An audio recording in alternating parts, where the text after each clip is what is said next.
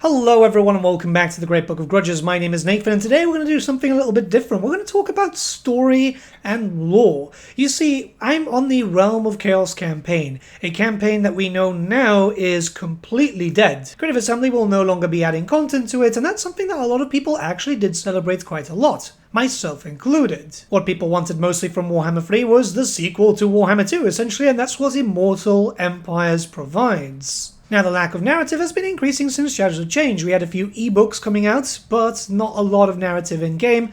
It was a lot less than, say, for example, The Forge of the Chaos Dwarves. Thrones of Decay had a lot less narrative. It was pretty much just reliving a basic plot point, and that's it.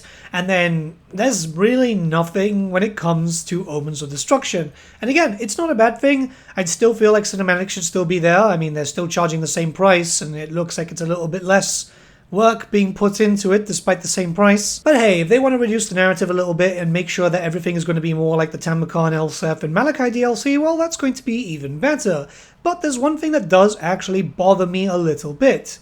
There's a plot point that hasn't been finished. This is a plot point which is only specific to two of the major factions for Grand Cathay, Xiao Ming and Miao Yin. Their story in the Realm of Chaos campaign is very similar to the rest of the other Realm of Chaos campaigns that are focusing on the base game storyline, but a little bit different. Yes, they still have to go and try and save Urson, but it's only because they need the help of Urson. You see, a dragon child, one of the remaining alive ones as far as we're aware, is missing, Shen-Zoo. She's known as the bringer of light and hope, one of those dragons which doesn't seem to be ruling over any central provinces. In fact, it looks like she's more of an admin if anything else. All we do know is that she was lost when she was venturing beyond the Norscan mountains, and that Urson knows what happened to her, which is why the Cathayans are pushing their way in. They're trying to find her, so they know that they need to rescue Urson. Spoiler alert if you give a shit about this campaign, which I imagine a lot of people don't,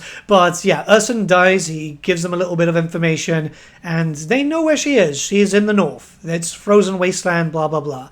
But that's pretty much it. That's where it ends. And it's a massive shame because we know here, for example, that without her, darkness prevails in Grand Cathay, which is super odd. Her family are desperately trying to find her, so she must be a very powerful dragon. I imagine she might be one of the youngest ones, but incredibly special if, without her, all the other dragon children seem to be fighting each other, or at least arguing. So this story abruptly ends, and we've seen nothing about that ever since. There is like no mention when Yuan Bo came in, which was really surprising, and with CA's random commitment to cutting out all narrative, which is not what we wanted, we just wanted the Realm of Chaos map to be gone, it looks like we might not see this story end, which kind of bothers me as a lore fan, and just in general I don't like the idea of plot points not being completed. It just takes me back to the whole thing of My Name is Earl, right?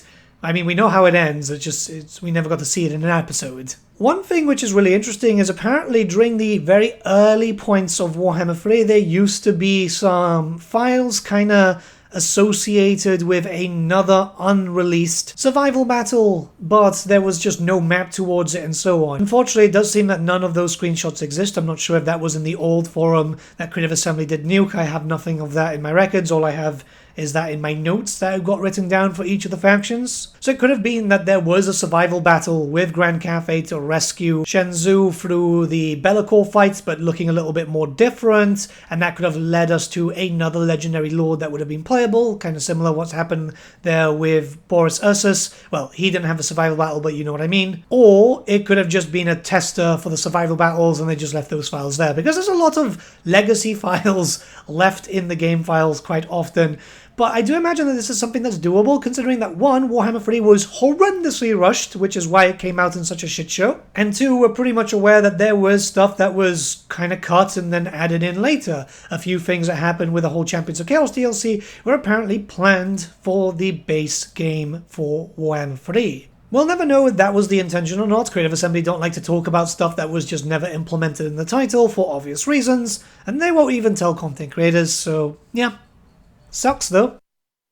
It is obvious that they did have some sort of plan for Shen-Zoo, considering the fact that she was mentioned quite often in the game as like a major plot point and so on. So I'm still falling under the whole thing of maybe she was going to be a secret 11th Lord, which they would have leaked in the very similar way that they leaked Boris Ursus, because they couldn't hide him in the tooltips. I think it would be a massive shame if they don't at least complete the story. Not for the sake of the game, but more people want to know about the Dragon Children. You know, this is one of the active ones. We know that there's 5 leading provinces, but Shen-Zoo, we don't know exactly what's going on with her. We get a little bit of a silhouette as we go into the last cinematics, where she's in the north and the Cathayans are actually going there. So it just feels like a stupid cliffhanger that we're just never going to see the result of. Now we'll likely see something relating to Shen-Zoo in Warhammer the Old World, as this is before she gets lost as far as we're aware, unless she's actually been missing since the time of Darkness and Disharmony, which could be possible. Keep in mind that Warhammer lore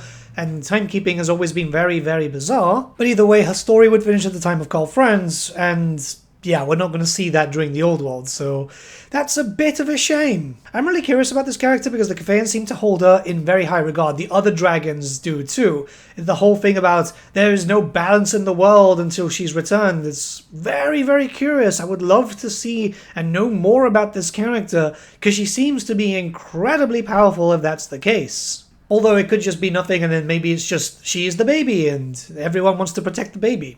Could be that. Literally, it could be that simple. My personal theory is they had plans for her. That's what I'm subscribing to. They wanted to do her for launch, but they run out of time, which is fine. But yeah, I want to know what's going on. It's a story that needs to basically end, so we know what's going on there.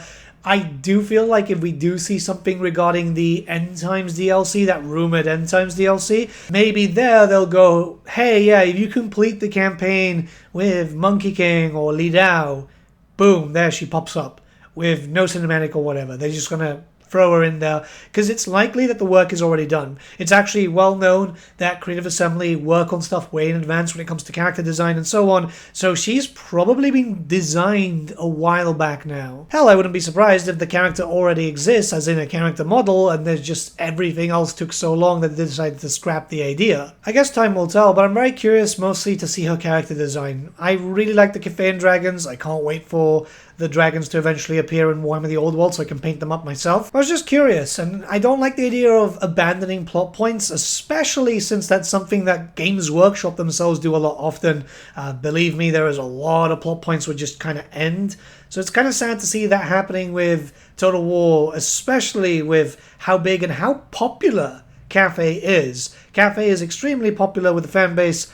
It would be nice to see the end of it, right? But let me know what you guys think in the comments below. Let's start a bit of discussion. It's a bit different of a video today. I was really curious. We were talking about Cathay in general at the Warhammer Club that I go to, and I couldn't stop thinking about Shen-Zoo, which I guess is cool, you know? That's always cool when general conversation just inspires a video like that. But yeah, have a great day, guys, and I'll see you all again very, very soon.